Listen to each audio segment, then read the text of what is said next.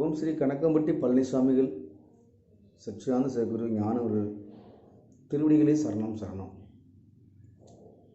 நாங்கள் முத பகவான் சத்குருவை பார்க்குறதுக்கு போன அனுபவத்தை பகிர்ந்துக்கிறேன். அதாவது பழனிக்கு நடந்து போகிறது எங்களுடைய வருடம் ஒரு பழக்கம். அப்படி நாங்கள் நடந்து போகும்போது நாங்கள் சொந்த ஊர் பொன்னமராவதி, அங்கேருந்து நாங்கள் நடந்து பழனிக்கு வருவோம். பாத யாத்திரையாக வரும்பொழுது எங்கள் அண்ணன் சின்ன ஒருத்தர் அவர் தான் ஒரு போர்டு ஒன்று இங்கே வச்சுருந்தாங்க கணக்கம்பட்டியில்.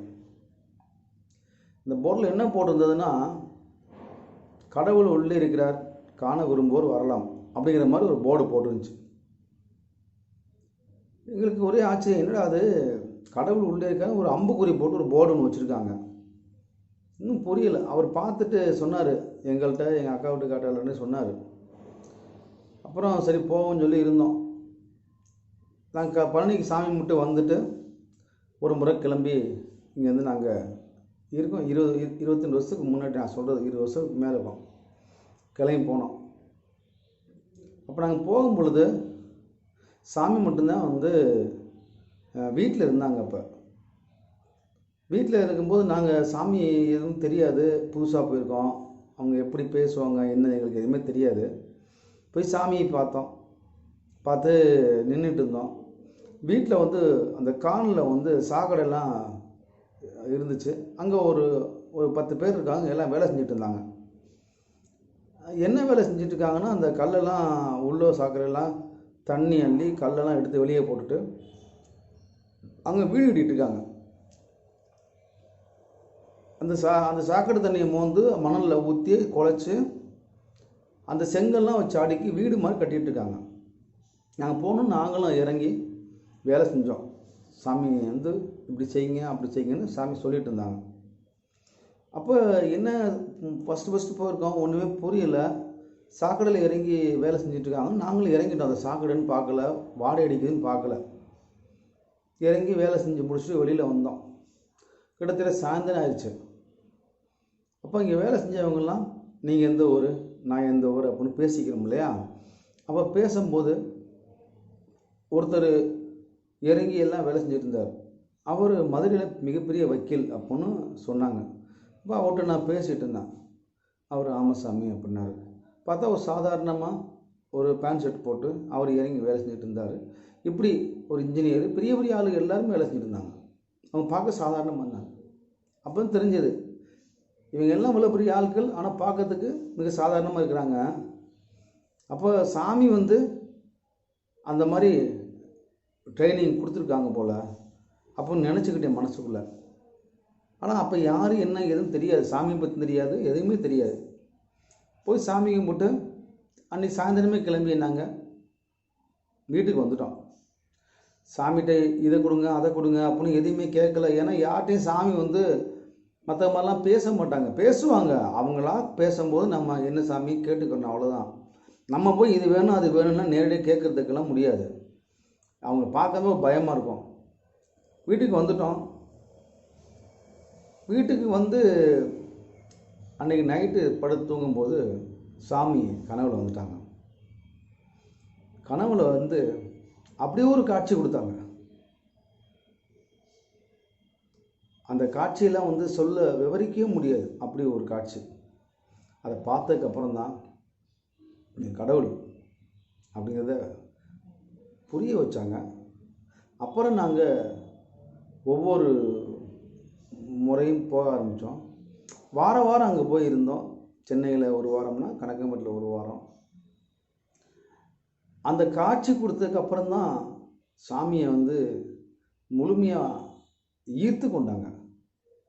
நம்ம சாமியை கும்பிட்டோன்னு சொல்லக்கூடாது, சாமி தான் நம்மளை அருள் பாவிச்சாங்க. சாமியை பார்த்தா போதும், அவங்கள அங்கே கணக்கம்பட்டிக்கு போயிருந்தோம்னா அப்படி ஒரு மன நிறைவு இருக்கும், ஒரு சொர்க்கத்தில் இருந்த மாதிரி இருக்கும். அது சொல்ல முடியல, அப்படி ஒரு மன சந்தோஷமாக இருக்கும்.